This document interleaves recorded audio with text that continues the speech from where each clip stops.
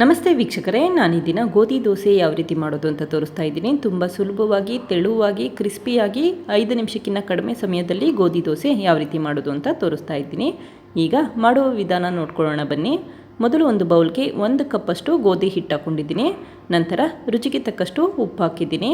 ಈಗ ಸ್ವಲ್ಪನೇ ನೀರು ಹಾಕ್ಕೊಂಡು ಕೈಯಲ್ಲಿ ಮಿಕ್ಸ್ ಮಾಡ್ಕೊಳ್ತಾ ಇದ್ದೀನಿ. ಒಟ್ಟಿಗೆ ನೀರು ಹಾಕ್ಕೊಂಡು ತೆಳು ಮಾಡ್ಕೋಬೇಡಿ. ಈ ರೀತಿ ಸ್ವಲ್ಪ ನೀರು ಹಾಕ್ಕೊಂಡು ಮಿಕ್ಸ್ ಮಾಡ್ಕೊಳ್ತಾ ಬನ್ನಿ.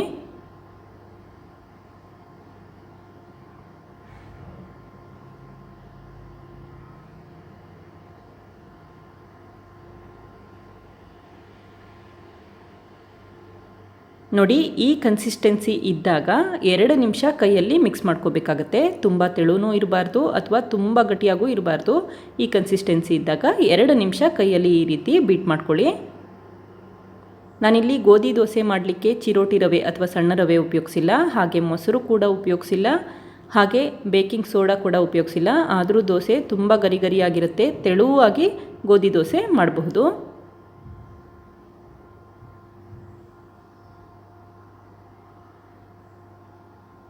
ಈ ರೀತಿ ಕೈಯಲ್ಲಿ 2 ನಿಮಿಷ ಮಿಕ್ಸ್ ಮಾಡೋದ್ರಿಂದ ಗೋಧಿ ದೋಸೆನ ತುಂಬ ತೆಳುವಾಗಿ ತವಾ ಮೇಲೆ ಸ್ಪ್ರೆಡ್ ಮಾಡ್ಕೋಬಹುದು.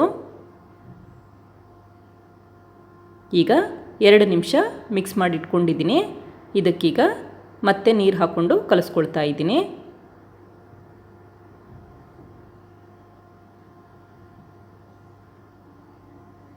ದೋಸೆ ಹಿಟ್ಟಿನ ಕನ್ಸಿಸ್ಟೆನ್ಸಿ ಇದ್ದರೆ ಸಾಕು, ಯಾವುದೇ ರೀತಿ ಗಂಟಿಲ್ಲದೆ ಇರೋ ರೀತಿ ಕಲಿಸ್ಕೊಳ್ಳಿ. ನೋಡಿ, ಈ ಕನ್ಸಿಸ್ಟೆನ್ಸಿ ಇದ್ದರೆ ಸಾಕು. ಈಗ ಈ ದೋಸೆ ಹಿಟ್ಟನ್ನ 1 ನಿಮಿಷ ಲಿಡ್ ಕ್ಲೋಸ್ ಮಾಡಿ ಹಾಗೆ ಇಡ್ತಾ ಇದ್ದೀನಿ. ತುಂಬ ಸಮಯ ಇಡೋ ಅವಶ್ಯಕತೆ ಇರಲ್ಲ, 1 ನಿಮಿಷ ಇಟ್ಟರೆ ಸಾಕು. ಈಗ 1 ನಿಮಿಷ ಆಗಿದೆ. ಗೋಧಿ ದೋಸೆ ಹಿಟ್ಟು ರೆಡಿ ಆಗಿದೆ. ತವಾನ ಕಾಯ್ಲಿಕ್ಕಿಟ್ಟಿದ್ದೀನಿ. ಈಗ ದೋಸೆನ ಸ್ಪ್ರೆಡ್ ಮಾಡ್ಕೊಳ್ತಾ ಇದ್ದೀನಿ. ದೋಸೆ ಸ್ಪ್ರೆಡ್ ಮಾಡಬೇಕಾದ್ರೆ ಯಾವಾಗಲೂ ಉರಿ ಲೋ ಫ್ಲೇಮಲ್ಲಿ ಇಟ್ಕೊಂಡು ಸ್ಪ್ರೆಡ್ ಮಾಡ್ಕೊಳ್ಳಿ. ನಂತರ ಮೀಡಿಯಮ್ ಫ್ಲೇಮ್ಗೆ ಹಾಕ್ಕೊಂಡು ಲಿಡ್ ಕ್ಲೋಸ್ ಮಾಡಿ ಅರ್ಧ ನಿಮಿಷ ಬೇಯಲಿಕ್ಕಿಟ್ಟಿದ್ದೀನಿ.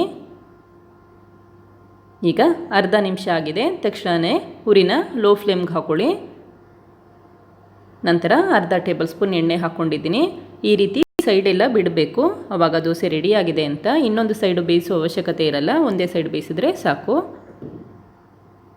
ಈಗ ಮತ್ತೊಂದು ದೋಸೆ ತೋರಿಸ್ತಾ ಇದ್ದೀನಿ.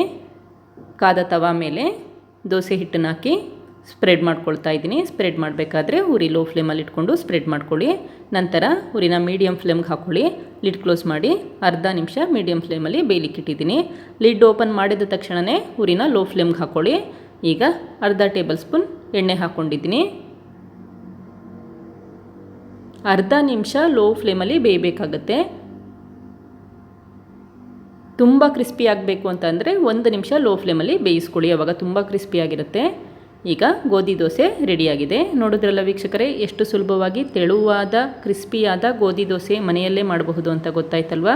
5 ನಿಮಿಷಕ್ಕಿಂತ ಕಡಿಮೆ ಸಮಯದಲ್ಲಿ ರೆಡಿಯಾಗುತ್ತೆ. ನೀವು ಕೂಡ ಪ್ರಯತ್ನಿಸಿ. Thank you. ಲೈಕ್ ಮಾಡಿ ಮತ್ತು ಸಬ್ಸ್ಕ್ರೈಬ್ ಮಾಡಿ.